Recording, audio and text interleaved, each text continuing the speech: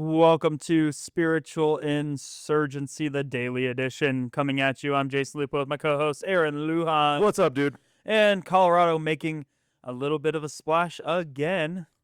Not that we want to make this show all about Colorado, but, well, they're making national news over and over for their crazy amount of student grooming that's taking place, from grooming children in classrooms with pornographic books to now the city of Boulder and the Boulder Health Department running sex education camps in connection with Colorado University. And let me pull up this flyer really fast because, well, I think you're about to be mind blown. Sex Ed Summer Camp Pre-Registration Information Session Form. This run by Boulder Valley Health Center and CU Boulder. All right, and here we go. Boulder Valley Health Center and Renee Crown Wellness Institute are partnering to offer an engaging, relevant, and expansive sexual health education summer series. We can't wait to learn together with all of the amazing young humans. Ain't that ridiculous? Yeah. In Boulder County. Please email our education team. You don't need that email because if you're watching this show, you're probably not sending your kids. For any questions during the registration process or about the program. Cost is free. Free, you heard that right. Who Sex Ed Summer Camp is for all incoming 5th to 8th graders. I mean, my gosh. And what is it? Here you go. Sex Ed Summer Camp is full of all sorts of information regarding sexual health that most students don't get to learn in schools. We will talk about everything related to sex, bodies, sexuality, sexy feelings, media, power, and justice. Some topics might include bodies beyond the binary, feelings and how to navigate them, gender and sexuality, consent and communication, relationships, pleasure in all sorts of ways, self-love, and so much more. Where? CU Boulder. By the way, funded by the Colorado taxpayers in large part, given the fact that it's a state university. The why. Here's what they list. Because all humans, especially young humans, deserve information about their bodies, other people's bodies, and how to communicate about them in ways that feel fun, affirming, and exciting. I mean, this has got to be the most grooming camp I think that the world has ever seen. And riding on the coattails of the Boy Scout controversy, the Catholic Church controversy, students that have been sexually assaulted, sexually abused by leaders. And here we have leaders running this perverse sex education summer camp put on by the liberal woke CU Boulder. Aaron, what are your thoughts? Proverbs chapter 22, verse 6. Train up a child in the way he should go, and when he is old, he will not depart from it. So, parents, it's our responsibility to teach our kids about sex. It's not the power nor the responsibility of the state. I'm vehemently opposed to government stepping into the living room and talking about the bedroom. The reality is that we have unscrupulous characters with antichrist agendas that are trying to teach our kids things like gender fluidity, homosexuality. They're not going to frame sex in the biblical context, which is one man, one woman, in the context of marriage, because the marriage bed will not be defiled. The sexually immoral will not inherit the kingdom of God. The opportunity, and we're actually kind of approaching this season right now with a 12-year-old. Frankly, we've been stalling because me and my wife are scared. But we understand that we have to do it, because if we don't do it, the world is going to do it. I believe that it's an opportunity to frame sexuality in its proper biblical context, number one, something that the schools are not going to do. We're obviously going to identify those harmful ideologies as perversions, so that they'll have a defense mechanism when those whispers come to our children's ears.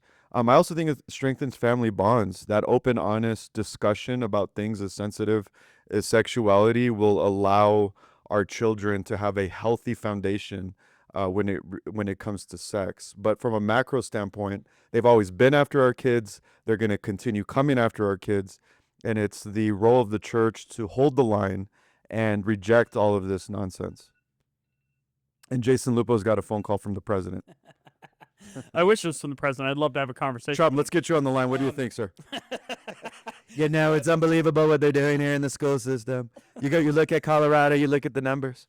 So here's the interesting thing, right? So comprehensive sex education was passed in the state of Colorado back a couple years ago. And parents got all up in arms about it and were protesting at school board meetings and whatever. But now we're 2-3 years past that point, and people are forgetting that we passed comprehensive sex education. So the districts that originally declined it, now that parents aren't looking, there's a good potential that the districts start putting it back in because the parents aren't looking. So when parents are pissed off and when parents are engaged, the school system complies. And when parents go back to bed and go back to sleep because, well, there's other things more important than worrying about what's going on in our local schools, then they're going to sneak this stuff back in. What is comprehensive sex education? It says that any school that teaches sexual education to students must do it in a comprehensive way. What does that include? Everything. Everything from how to perform intercourse to self-love, or what we would call playing with yourself, all the way to information about homosexual sexuality and how to perform gay sex as well. Like all of that is included. And if you're going to teach if you're going to teach sex education in the state of Colorado, you have to do all of it. You can't pick and choose what you do. And if this makes you uncomfortable just watching this video and watching me talk about these things, imagine what your student is going to feel when you send them to the sex ed camp. I'm I see you, uncomfortable. Boulder. I'm uncomfortable. I can tell that Aaron's very uncomfortable. He's sitting here like all crunched up, not wanting to engage in this conversation. I don't think anybody wants to engage in this conversation, but at this point, we're bringing you this news because, well, it may not end up on the national stage, even though it should. There should be so much outrage about what CU Boulder and the Boulder County Valley, whatever it is deciding to do with this camp. Yeah, it's our job to protect our children's innocence. It's the parents' job to build up their faith and prepare them for the future with biblical foundations. And I think if you were to look closer at Proverbs 22:6, it's saying without saying it explicitly that this is off hands for the schools. This is off hands for the government. It says, parents, train up a child in the way you should go. It's parental responsibility at the heart of the scriptures.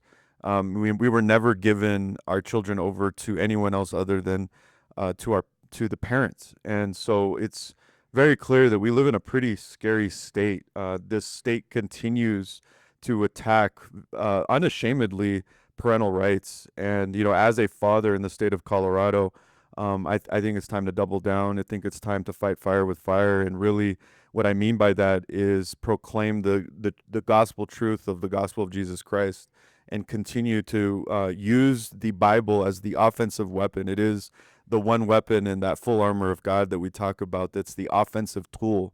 And so as these news stories come to the forefront, we need to declare Proverbs 22:6. We need to stand on biblical grounds and say this is no bueno. It's a warning to the rest of the country as well. That as Colorado goes, so goes the nation. They roll these programs out as beta tests. We're dealing with 180 IQ Pentagon war chiefs who are basically subverting the culture in a methodical manner, and they're doing that specifically by testing these states, these blue states, where they feel like maybe they have the Dominion programs under their control, and they're going to go ahead and roll it out to Colorado, and then if this works here, then goes California, then goes the rest of the country. So for those of us living in Colorado, for those of us who stand on biblical truth, let your voice be heard. Speak out. Let the algorithm know that we're opposed to this, and because eventually this is what's going to end up happening. The government and the legislators are going to overstep their boundaries where it's going to become illegal to be faithful to the gospel of Jesus Christ, and then it'll be the faithful Christian who will be the outlaw. And this is not going to end well. I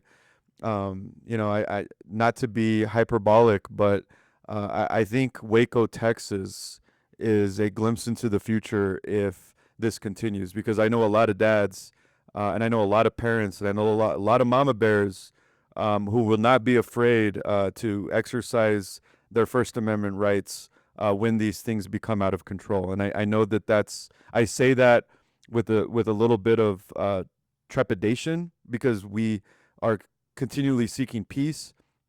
But this is the red line. I mean, the government is jumping over the line, and they're making it very clear what they want with our children. And so this is not going to end well for them.